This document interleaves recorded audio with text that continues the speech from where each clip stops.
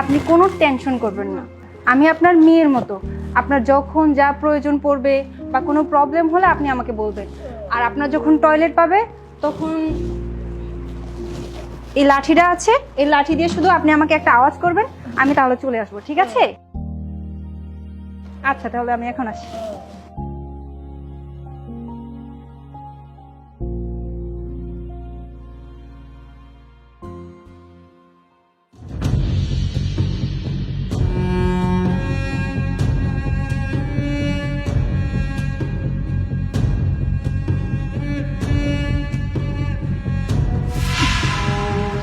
দেখি, আপনাকে না বললাম আমি, আপনার টয়লেট পারলে আপনি এটা দিয়ে আওয়াজ করবেন, তা না করে আপনি বিছানায় পটি করে দিয়েছেন। এইসব টয়লেট পরিষ্কার করা কত ঝামেলার কাজ, আপনি বুঝবেন কিভাবে? আপনি তো সারাক্ষণই শুয়ে থাকেন।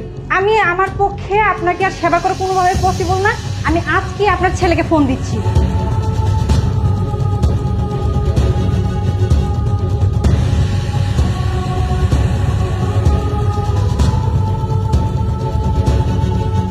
হ্যালো মেঘ সাহেব, আপনি আমার সাথে আজকেই দেখা করবেন।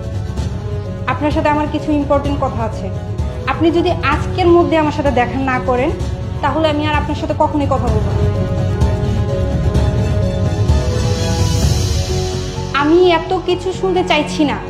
আমি আপনার জন্য লেকের পাড়ে ওয়েট করছি, আপনি যত দ্রুত সম্ভব এখানে চলে আসুন। আচ্ছা, আমি রাখছি, বাই। ম্যাডাম, ম্যাডাম কি হয়েছে আপনার? হঠাৎ করেই বলতেছেন যে আমার মায়ের চিকিৎসা করবেন না।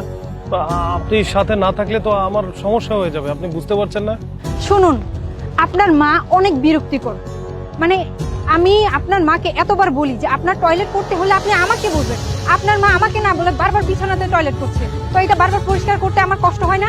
আর এইসব অনেক বিরক্তিকর, এসব নেওয়া যায় না। আর আপনার মা অনেক খারাপ ব্যবহার করে আমার সাথে, আমি আর এইসব নিতে পারবো না। ম্যাডাম, আপনি এগুলো কি বলছেন বলেন? আমি সারাদিন অফিস করি, সারাদিন অফিসে থাকি। আমি যদি মায়ের চিকিৎসা করতেই পারতাম, মায়ের সেবা যত্ন করতেই পারতাম, তাহলে তো আমি বাসায় থাকতাম। আমাদের ফ্যামিলিটা চলে আমার উপর ডিপেন্ড করে। মা অসুস্থ বলেন, এটা তো আল্লাহরই একটা নীলা খেলা। আপনি দয়া করে মায়ের চিকিৎসা করুন। আমি বুঝতে পেরেছি আপনাকে কিছু টাকা পয়সা বাড়িয়ে দিতে হবে, তো যার 20,000 টাকা দিতাম আমি আপনাকে 25,000 টাকা দিব, তাও আপনি না করেন না। দেখুন ভাই, আপনি টাকা বাড়িয়ে দেন আর যাই করেন, আর তারপর আমার পক্ষে আর আপনার মায়ের সেবা করা পসিবল না। কারণ এইরকম বিরক্তিকর মহিলা আমি আমার লাইফে আর কোনোদিনও দেখিনি। লাইফে অনেক রোগী দেখেছি, কিন্তু আপনার মায়ের মতো এরকম বিরক্তিকর লোক আমি দেখিনি। ম্যাডাম, আপনি একজন নার্স, আপনার মুখে এগুলো মানায় না। আপনার কাজই তো হচ্ছে সেবা করা। হ্যাঁ, আমি মানছি যে আমার মা একটু বদমেজাজি, একটু খিটখিট করে, কিন্তু প্লিজ ম্যাডাম, আপনি এমন করবেন না।